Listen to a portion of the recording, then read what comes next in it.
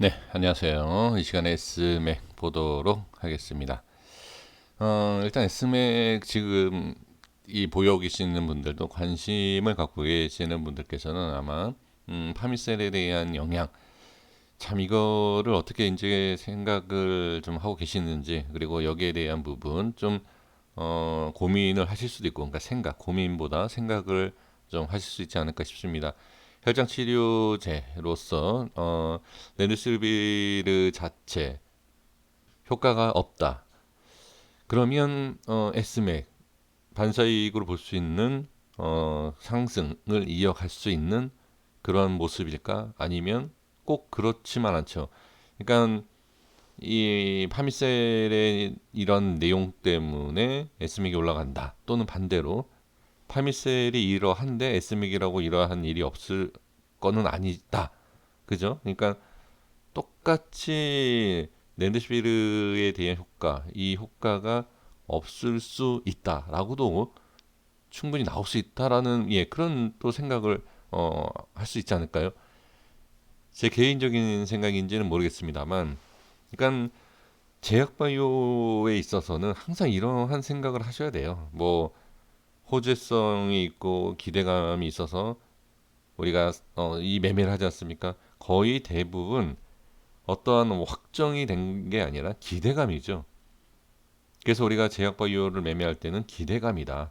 그럼 그 기대감에 있어서는 어떠한 뭐 이게 보여지는 것이 아니라 말 그대로 기대감이기 때문에 이러한 이러한 악재도 충분히 예상을 해서 매매를 해야 되는 것이 맞죠. 그러면 제약 바이오에 있어서 악재, 그러니까 예를 들어서 무슨 임상, 삼상, 뭐 실패 아니면 이전에 준비하고 뭐 준비하면서 그 과정들 막 얘기하고 있지 않습니까? 그러한 과정 때문에 기대감으로 상승하지만 또 실패에 대한 부분, 또 보류에 대한 부분, 그것 때문에 또 하락하고, 그러니까 이러한 부분이 있죠. 그러니까 이러한 것이 위치상, 자 이것도 어떻게 보면 뭐 기술적이다 이렇게 얘기할 수 있지만 기술적인 게 아니라 많이 오르면 주가가 내려가면 올라가고 올라가면 내려가고 이 내려가는 밑에 하락 쪽에 그러니까 밑에에서 이러한 내용이 나올 일이 많지는 않죠. 왜? 기대감이 있어서 올라갔기 때문에 그 기대감은 올라갔죠. 그 기대감은 꺾이는 게 악재 아닙니까? 그러면 대부분 올라가 있을 때에 이러한 내용이 나온다라고 하면 제가 몇 개월 전에 이런 것을 말씀드린 적이 있어요. 제약 바이오가 위험하다. 그러니까 항상 어떤 자리가 위험한 게 아니라 이러한 부분 때문에 위치상 뭐 악재 또 안 좋은 모습이 이런 데서 나온다라고 영상 올려드린 적이 있습니다. 그러니까 그런 거를 좀 생각을 해주신다라고 하면 파미셀도 제가 며칠 전에 말씀을 드렸지만 어느 정도 이미 이탈이 시작이 됐었어요. 주가가 이미 이탈이 됐고 매도 물량도 좀 많은 상태에서 이런 좀 안 좋은 악재가 나왔죠. 그래서 이 악재가 나온다라고 해서 무조건 또 빠지는 게 아니에요. 반대로 또 올라갈 수도 있습니다. 그러면 이 S맥은 자 보시면 개인이 상당히 매수를 많이 하고 있습니다. 이게 그러면 제가 좀 전에 말씀을 드렸던 파미셀의 효과인가요? 어찌됐든 뭐 개인들이 상당히 그다음에 기관 외인 이렇게 좀 프로그램 쪽에서 매도 물량이 좀 많이 나오고 있고요. 네, 이런 모습이 있고 그다음에 이제 시간에는 0.51% 하락한 부분을 볼 수가 있습니다. 이것은 하락한 것은 아마 지금 차트에 보이는 것처럼 상승에 대한 부분과 그다음에 저항에 대한 부분 이것 때문에 약간 좀 조정이 있을 수 있다. 이렇게 보시면 좋을 것 같습니다. 그러면 현재의 모습에서 본다라고 하면 자 일단 제가 계속 강조하고 있는 이 위치, 그죠? 이 위치에서는 왜 자꾸 저항이 생기는 것일까? 근데 이거는 글쎄요. 그러니까 이 X맥, 자, 이 종목, 그러니까 종목을 매매하신 주식을 매매하시는 분들이 왜 매수를 했는지가 먼저 중요합니다. 좋으니까 뭐 재료도 좋고 기업도 좋고 그다음에 이 내용 자체가 좋으니까 매수하는 거 아니냐. 그쵸? 그러한 기준이 있다라고 하면 이 모습, 이 저항이 생기는 게 그렇게 궁금하지도 않을 겁니다. 뭐 그냥 주식이라는 게 올라갔다 빠질 수도 있고 이런 모습이 나올 수도 있는 거 아니냐. 이렇게 대부분 생각을 하실 거고요. 이제 저 같은 뭐 이제 기술적인 분석을 하는 사람 입장에서는 어떻게, 네, 여기가 저항 자리이다. 근데 저항 자리임에도 돌파가 나올 수도 있고, 그 다음에 다시 뭐 여기에서 이렇게 밀릴 수도 있는 거 아니냐. 자, 올라갈 수도 있고 여기에서 이렇게 밀릴 수도 있는 거 아니냐. 저는 이제 제 개인적인 의견으로 이제 말씀을 드려보면, 자, 일단 제 생각보다도, 자, 5일선에 대한 부분을 좀 먼저 말씀을 드려볼게요. 이동평균선, 5일선을 자 밑으로 깨지고 21선 안착, 그쵸? 그리고 반등, 다시 저항받고 5일선 밑으로 빠지는 모습, 이런 모습이죠. 그러면 여기에서 우리가 흔하게 제 분석이 아니고 그냥 뭐 책에서도 나오지는 않지만 그냥 많은 사람들이 알고 있고 얘기하는 그러한 모습으로 봤을 땐 그냥 5일선 이 윗골이 상관없이 지금 분석을 한다라고 하면 5일선을 뚫고 올라갔지만 결과적으로는 종가상 5일선 저항이 받은 거다. 이렇게들 아마 해석을 많이 하실 겁니다. 그리고 나서 나머지에 대한 부분을 보면, 야, 이러한 모습에서 한 번 더 안착만 해주면 갈 수 있다. 이러한 내용을 아마 얘기를 많이 하지 않을까. 예, 이게 기본적인 내용이고요. 그리고 21선만 지켜주면 상관없다. 이렇게 얘기를 많이 하지 않을까 싶습니다. 그러면 이제 제 개인적인 제 분석으로 말씀을 드려보면, 이 저항이 생기는 이 부분을 지금 계속 어떻게, 네, 두들기고 있다.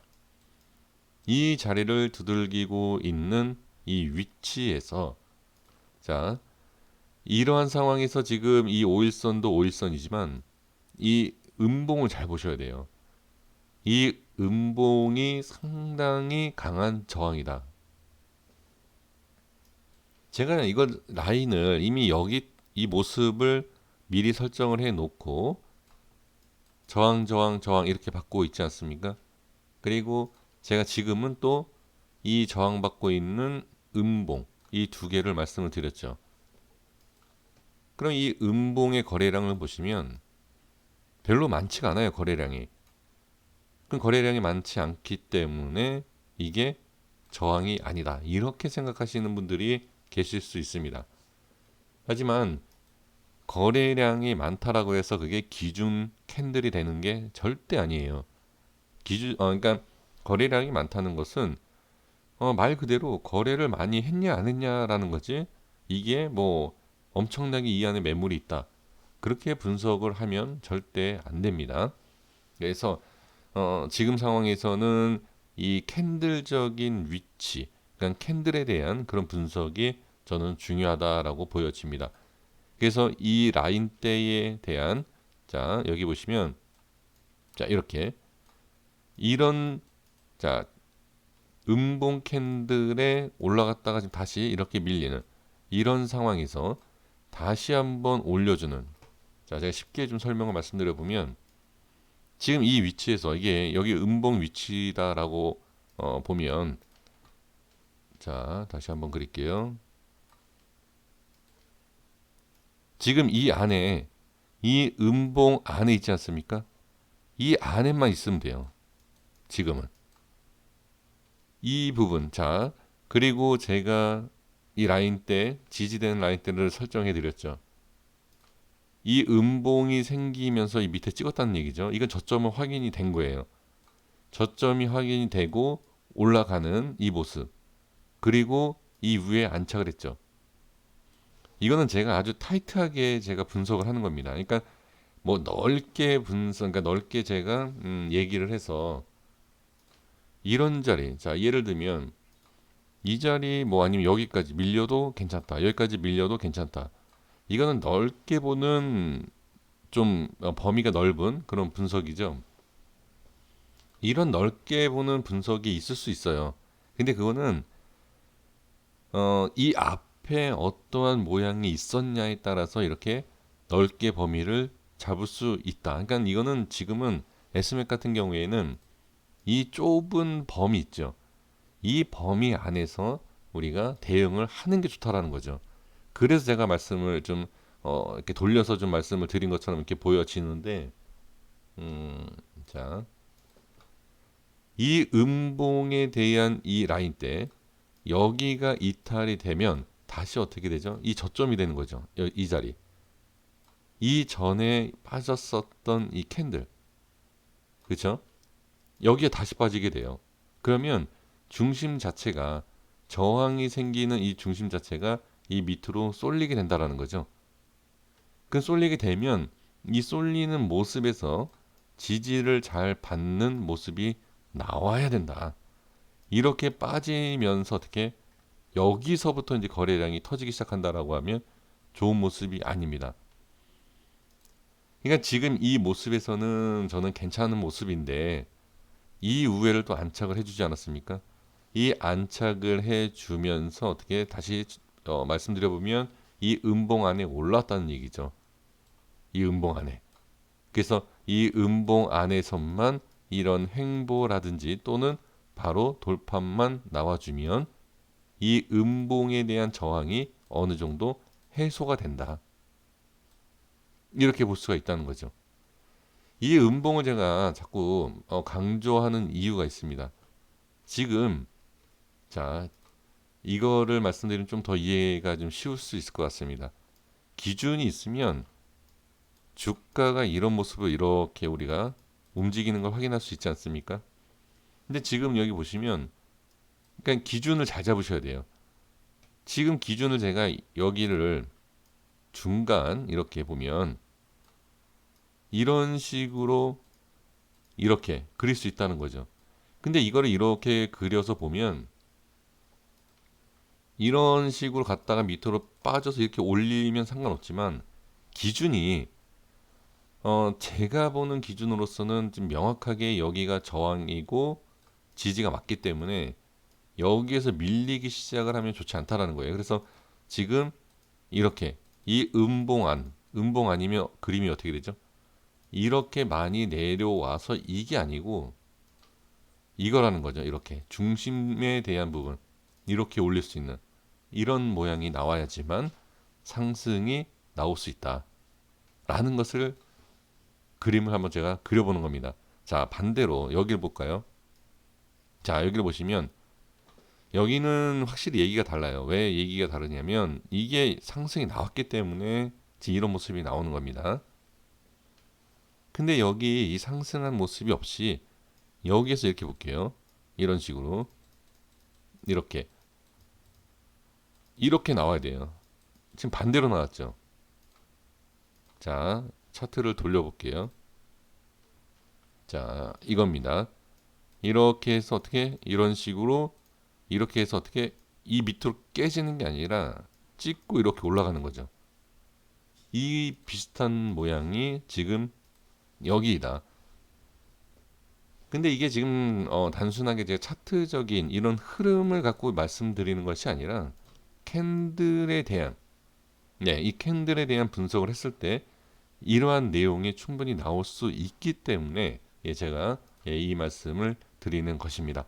그래서 월요일 날은 자 확실하게 이 자리를 돌파하는 것이 당연히 좋겠지만 그렇지 않다라고 해도 지금 자리만 유지를 해주면서 거래가 좀 이루어지는 그 모습을 보시는 것이 좋습니다. 그러면 밑으로 빠지면 자 제 말이 다 맞을 수는 없죠. 그럼 밑으로 빠지면 끝나는 거냐? 여기 밑으로 빠졌을 때 이게 끝났나요? 올라오죠. 그렇죠? 그러니까 이 나중에 얘기 현재 이 자리에서 올릴 수 있느냐 못 올리느냐에 대한 이러한 위치. 그래서 주식을 하루하루 확인을 해야 되는 것이 이러한 거예요. 여기에서 이렇게 빠졌을 때에 기술적으로 지지를 잘 해주네. 그리고 돌려줄 수 있는 기회를 만들어주네. 라는 것. 그러니까 이런 걸 확인하는 거지. 이 자리에서 이렇게 만들어졌지. 이렇게 만들어졌지. 이렇게 만들어졌지. 이거는 미리 절대 알 수가 없다. 그 다음 모습을 보면서 어느 자리가 지지가 돼야 되고 또 어느 자리가 지지가 돼야 되는지를 확인을 할 수가 있죠. 그러니까 지금 예를 들면 이 여기에서 만약에 밀린다라고 하면 다음 자리가 여기예요. 아주 정확하게 예, 지지가 된 거는 맞습니다. 그러니까 여기에서 밀린다라고 하면 또 여기일까요? 밀린다라고 하면 저는 두 군데죠. 이 자리도 이 자리이지만 이 바로 위에요. 이 자리. 두 군데가 기술적 반등이 나와야 하는 자리입니다. 하지만 지금 여기에서 어떻게 바로 이렇게 빠진다라고 볼 수가 없죠. 바로 빠진다라고 볼 수 없기 때문에 제가 아주 타이트하게 분석을 한다라고 하면 네, 지금 말씀 이미 다 드린 것처럼 네, 이렇게 나와야 된다는 거죠. 밀렸을 때는 네, 다음 보면 되는 거고요. 네, 이렇게 보시면 좋을 것 같습니다. 그래서 지금 저는 그 파미셀에 대한 부분과 뭐 여러 가지 생각을 많이 하시겠지만 지금 이 기술적인 이 모습으로 봤을 때 네, 지금 이 부분만 잘 확인해 주시고 여기에 대한 흐름, 이 흐름과 그 다음에 어떠한 모습이 나올 것이라는 것을 그냥 우리가 예상만 해 주시면 좋을 것 같습니다. 그러면은 우리가 충분히 어느 정도 예, 대응도 예, 되지 않을까. 자, 좀 제가 길게 말씀을 드렸네요. 자, 구독과 좋아요 부탁드리겠습니다. 감사합니다.